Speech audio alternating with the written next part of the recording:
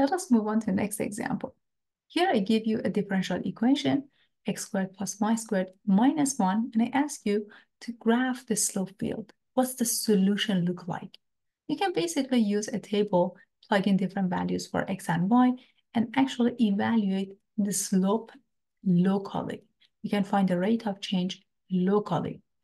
For example, if I plug in -2 and 0, -2 squared plus 0 minus 1 is 3. What's the meaning of that? It means that the slope or rate of change is positive.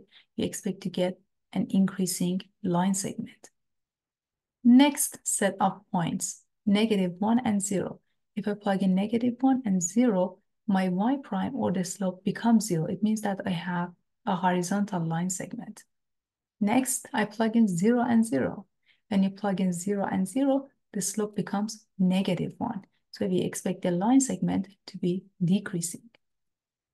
Next set of points, 1 and 0. If I plug in 1 and 0 here, I get 1 plus 0 minus 1, which is 0. Again, I get another horizontal line segment.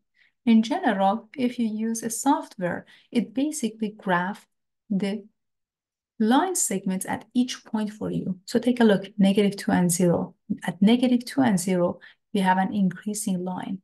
This line segment here is representing this line, increasing line segment here. And as you can see, since the slope is 3, we see a sharper turn.